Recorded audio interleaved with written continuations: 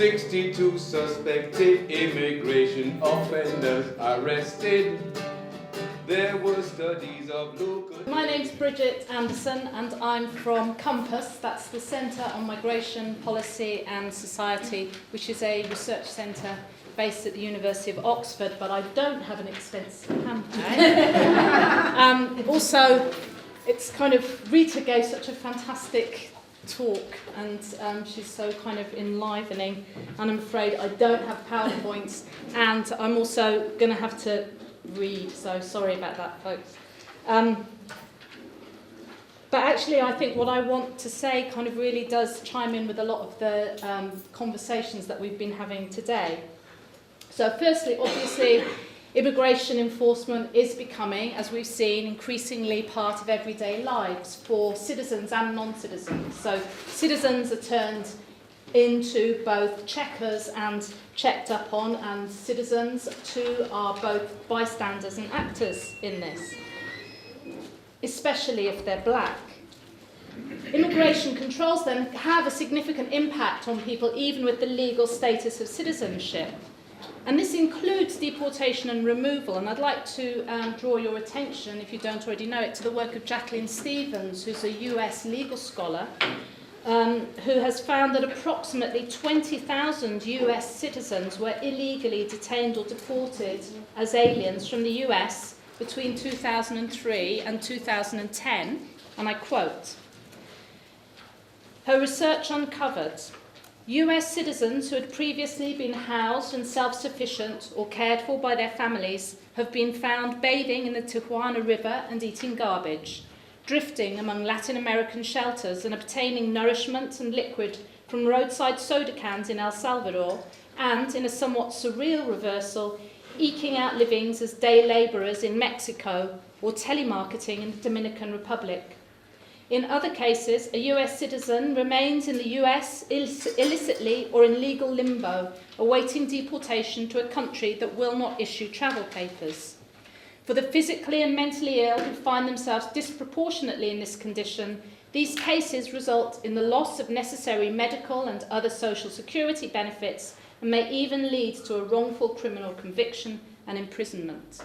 And what she found, and she's spoken to a lot of these people who have been illegally deported, and what she found was that basically the characteristics of the people who were put in this situation mirrored the characteristics of people who tend to sign false confessions. That is, they were black, they were largely had poor literacy skills and often had mental health difficulties. So basically they'd ended up in immigration detention because of the because there's no legal protections, they then ended up being illegally deported. And there hasn't, to my knowledge, people might know differently, been any comparable work done in Europe or the UK. But I've been kind of keeping my eye open in the press, and there have been cases that have been turning up and reported. And interestingly, it seems to me that these two tend to be men who often have mental health difficulties, and it's bound up with racism. So, but far more routinely, I think, citizens are directly affected when their loved ones are taken from them by immigration powers, or when they're not allowed to be joined by their loved ones in the first place. So for decades, it's been very difficult for somebody on benefits to be joined by their partners and children under the no recourse to public funds requirement. But the reach of this injustice has expanded. We heard about Bridget this morning, and UK nationals who don't earn a minimum of £18,600 not being eligible to sponsor a partner. £18,600, substantially more than the national minimum wage. Of all British national employees, an estimated 43% do not earn enough to qualify as a sponsor. So that's if you're lucky enough to be in work. The threshold has a significantly greater impact on women. 28% of British male employees don't earn enough to sponsor a partner, but 57% of British female employees do not qualify. And 72% of these women do not earn enough to sponsor a partner and 2 children. So in this way, to put it at its most crude, low-waged citizens find it significantly harder to exercise a right to family life than higher waged. In general, BME and low-wage citizens are disproportionately vulnerable to the intensification of what we've been calling today everyday bordering. So obviously we could discuss this much more, and we have been talking about this today, but what I'd like to do is to draw your attention to a more insidious effect of the rolling out of enforcement, which is the promotion of the fantasy of full citizenship. So that is, at the same time as differentiating between citizens who are unemployed, who are female, who are visible minorities, immigration enforcement also promotes a fantasy citizenship that is not differentiated and that denotes equality. Immigration enforcement is quite literally about making a difference. So I think while it's generally sort of imagined as being somehow weeding out the people that aren't supposed to be here, that don't have a right to be present, I think it is better analysed as a key mechanism for making that difference in the first place and for implicating all of us in the making of that difference. At the moment of enforcement, having the legal document is all. So those who are checked up on can be reduced to generally suspicious-looking bodies, but a European passport can make a sort of magic, like a force field, that protects them. It turns citizenship into an either-or. If you don't have citizenship, it could be EU, but if you don't have citizenship, then you must be subject to further checks to determine the legality or otherwise of your presence and actions. If you have citizenship, then you're made one of us and you're free to go.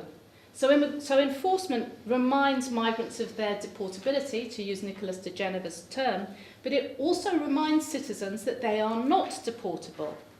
Highly visible enforcement of the kind we're increasingly witnessing doesn't only cause fear, it also serves to tell citizens that citizenship has a value. Enforcement can be inconvenient, but you have nothing to fear. You are being protected. And the new emphasis on enforcement brings into relief certain citizens' rights, reminding citizens it's okay, you're on the right side of the line and that's no small privilege. But if we look a little closer at some of these rights, it seems that a lot of their value actually arises from the contrast with migrants who don't have rights, rather than having a value in themselves. And we've talked quite a lot this morning about the idea of the right to rent. What a funny kind of right that is.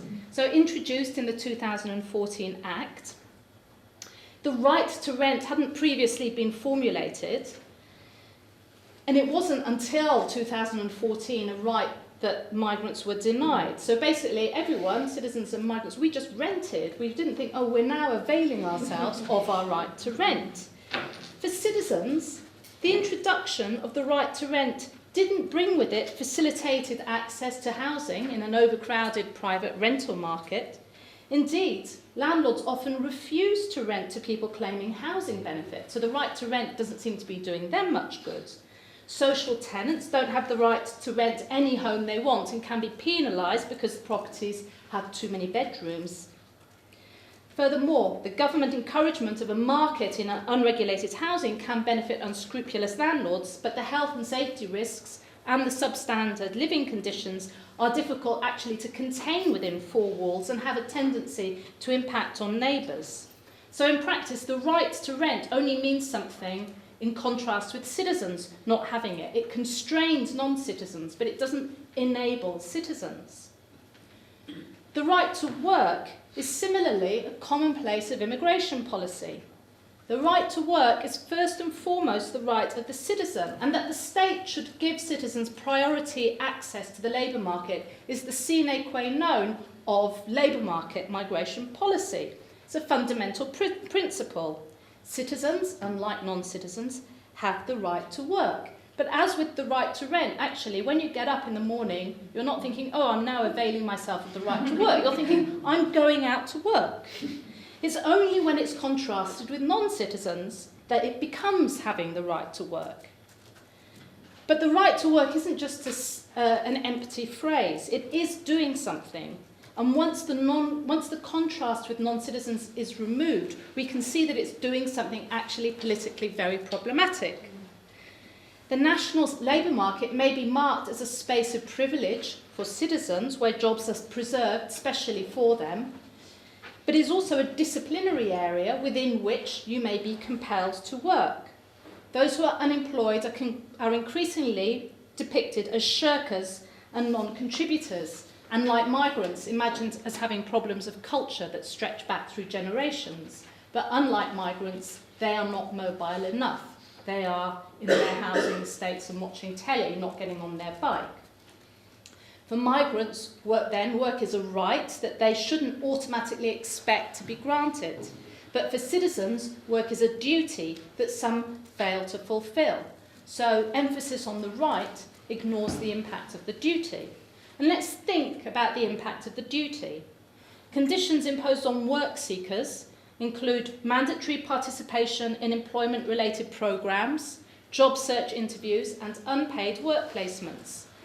Those who don't fulfil these requirements or who are late or don't attend interviews are sanctioned, and their benefits can be cut or withheld completely for a period of time. So, a bit of interaction. The year to June 2014, the total of JSA and ESA sanctions before reconsiderations and appeals. What do you think that is? Roughly. How many JSA sanctions would you guess? 1,030,000. 1,030,000. Approximately 1/4 of JSA claimants are sanctioned. Lone parents, disabled people, and the under 25s are particularly vulnerable. And what is enforced can often go beyond suitable job-seeking behaviour. Secured tenants in social housing can now be evicted if they, a member of their household, or someone visiting their property has breached an ASB. Evictions may also be conducted in the case of riot-related offences. Considerable sympathy was shown by MPs at the sad death of Charles Kennedy, and his destructive relationship with alcohol was treated with understanding. But don't expect any such understanding if you're claiming welfare benefits. The Conservative Party's 2015 manifesto has said that their proposal is people who might benefit from treatment should get medical help they need so they can return to work. If they refuse a recommended treatment, we will review whether their benefits should be reduced. I think we know where that's going in the current climate. The description of the sanctions regime is eerily reminiscent of the immigration regime. As the Work and Pensions Select Committee inquiry heard earlier this year, and I quote, "It is a secret penal system because the decisions are made in secret by officials. The claimant is not present. They are not legally represented. The punishment is applied before there is any hearing. If they get a hearing, it is only long after the punishment has been applied. You are talking unmistakably about a penal system which has a set of characteristics which I would suggest," this is somebody called David Webster talking, "are totally unacceptable in a democratic society." Now, doesn't that sound familiar? So we're endlessly being told by the government that immigration and welfare benefits are two sides of the same coin. Well, they are, but we're not being encouraged to make these kinds of connections. Rather the opposite. The effect of the normalisation of immigration enforcement is to reify citizenship and seemingly stabilise the privileges of formal citizenship status. The widening engagement of citizens in enforcement risks a growing fetishisation of and attention to citizenship as legal status, imagining that citizenship, if you have it, means equality. So immigration and naturalisation laws and enforcement turn attention well away from the gendered, racialised and classed boundaries and borders within formalised citizenship, imagining all citizens are formally and equally included. Even as immigration enforcement creates differentiated citizenship by bearing down disproportionately on people who don't have money and on BME citizens. That's what I mean by fantasy citizenship. The fantasy citizenship of real inclusion that promises once you have permanent residence, once you have citizenship, everything will be all right. But it won't. Fantasy citizenship makes migrants exceptions and discourages a politics and an analysis that finds commonalities between migrants and differentiated citizens, even as it makes this kind of analysis more urgent. Fantasy citizenship reifies an excess of difference, implicates citizens in the making of that difference, promises to protect citizens from that difference, as if that difference were the only one that matters, as if this is enough and everyone should be grateful for it. Indeed, even the most minimal citizen's right, the right to be present, is not uncompromised. So we've already seen how a citizen's right not to be removed can be violently and illegally infringed, but a citizen does not have the right not to be moved on. So in Oxford and Hackney, local authorities have been attempting to take advantage of public space protection orders. These allow police and council officials, including private security contractors with delegated enforcement powers, to request people to stop antisocial activities that, quote, are likely to have a detrimental effect on the quality of life of those in the locality. These kinds of activities include rough sleeping and begging. And actually, it's hard not to be reminded of that horrible Daily Mail story about the people on Kos, the tourists on Kos who couldn't eat out in restaurants because there was sort of all these people from Iraq and Syria looking at them while they were eating. Actually, some of the coverage of this in the local press, listening to the restaurateurs and the bar owners, you have the same kind of thing. So if they persist, if these people persist, they can be fined up to £1,000 and rendered liable for prosecution. A citizen may have the right to be present on the territory of the UK, but that doesn't give them the right to be present in any public space. And actually, removals for vagrancy and begging are potentially falling hard on EU citizens. There have been over 2,000 removals, I think, in the past 18 months, because they're not workers or self-sufficient people. Prosecutions under the 1824 Vagrancy Act are on the rise, and these public space protection orders are placing considerable powers in the hands of ever more actors. So to conclude, this is not to say that a non-precarious legal status or citizenship itself does not matter. It does, especially if you don't have it. But that does not mean that it is, even minimally, enough, because citizenship is not a guarantee of equality. Immigration enforcement is very much focused on implicating all of us in making differences, and we heard from Rita and several other speakers about the making of differences between migrant communities, within migrant communities. But I think not only do we have to address that, but we've got to actually be bolder and start making radical connections that enable us to resist a politics that depicts migrants and citizens as competitors for the meagre privileges of membership. Thank you.